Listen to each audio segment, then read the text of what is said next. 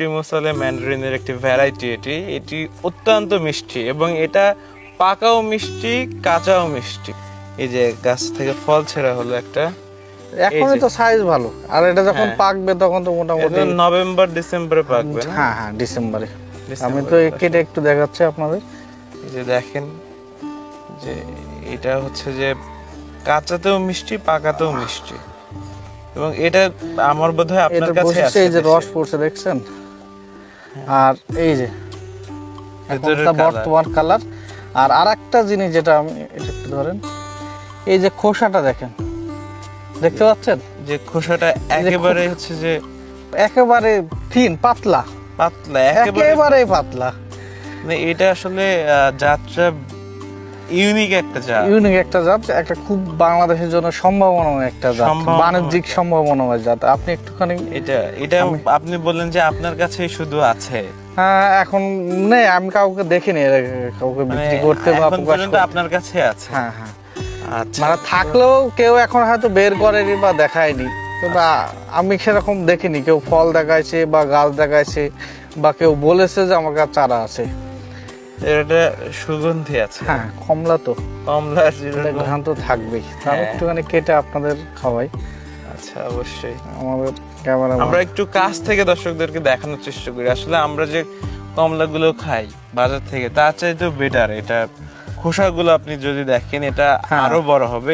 দেখেন আমাদের ক্যামেরার পিছনে একেবারেই- আছে রমজান ভাই, উনি বলছে যে মানে কমলাতে এই সময় খাওয়া যায় না, মুখে নেওয়া যায় না, হ্যাঁ। যে আপনার আগে খাবেন তারপর আমাকে দেবেন। হ্যাঁ, হ্যাঁ। তো আপনি আগে খেয়ে দেখেন, তারপর রমজান ভাইকে দিচ্ছি। বিসমিল্লাহ। ওনার একটা ভুল ধারণা আছে, ওই ধারণাটার পরিবর্তন হওয়ার দরকার। আর একটা জিনিস, টক মানুষ মুখে দিলে তাদের এক্সপ্রেশনেই বলে দেবে যে এটা টক, জি, আর যেটা মিষ্টি সেটা এটা নিশ্চয়ই বলবে। এমনি। তো কাঁচা এটা এটা কাঁচা, এটা কিছুই এখন তো হয়নি। পরিপক্ক হয় হ্যাঁ, এটা ডিসেম্বর জানুয়ারিতে এটা পরিপক্ক হবে। আচ্ছা, তো আপনি খেয়ে কি বুঝলেন? আমি খেয়েছি তো অবশ্যই ভালো লেগেছে এবং আমি দর্শকদেরকে দেখাতে চাই। দর্শক আপনারা একটু দেখেন, যে একটু কাছ থেকে যদি দেখাই, এই খোসাটা একেবারে পাতলা। দেখেন আমি যতটুকু খেয়েছি আপনারা দেখতে পাচ্ছেন যে একেবারে পাতলা কিন্তু খোসাটা। এবং এটা দেখেন, আমরা আমাদের দেশের জন্য অপার সম্ভাবনাময় একটি জাত আমরা বলতে পারি। আগামী দিনগুলোর জন্য এইগুলো মার্কেট দখল করবে, তাই না? হ্যাঁ, অবশ্যই।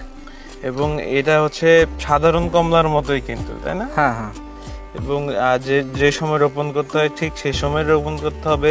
পরিচর্যাও মনে হয় এক, হ্যাঁ একই, কোনো পার্থক্য নেই, হাত আলাদা দিয়েই কিছু নেই। ছোলা যাবে। হ্যাঁ, এটা তো এই যে দর্শক আমরা একটু দেখাই একটু কাছ থেকে, যে দেখেন যে হাত দিয়েও এটা হচ্ছে যে এখনই এখনই কমলা ছড়ানো যাচ্ছে। আমাদের তো যে পাকার সময় ছাড়া কিন্তু ছিলা যায় না, আর এটা এখনই ইজি টু পিল। এই যে মানে কাঁচা অবস্থাতে এই যে খোসা সুন্দর, ছাড়িয়ে গেল। আমরা পাকার জন্য অপেক্ষা করা লাগবে না, আপনি এখনই খেয়ে নিতে আচ্ছা, পারবেন। এইটা হচ্ছে যাদের ধৈর্য কম তাদের জন্য এটা ভালো। এটা ভালো না? আচ্ছা, হ্যাঁ। এটা কয়টাতে কেজি হতে পারে আনুমানিক? 8-10টা মাল লাগবে হয়তো।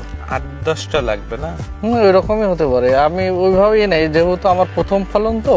আচ্ছা এখন পাকা পর্যন্ত কয়টা কেমন হয় বুঝতে পারছি না, তবে আচ্ছা। হয়তো 8টা। এটা কোন দেশের ধারণা আছে? হ্যাঁ, এটা ইতালিয়ান জাত। ইতালিয়ান চাল। হ্যাঁ।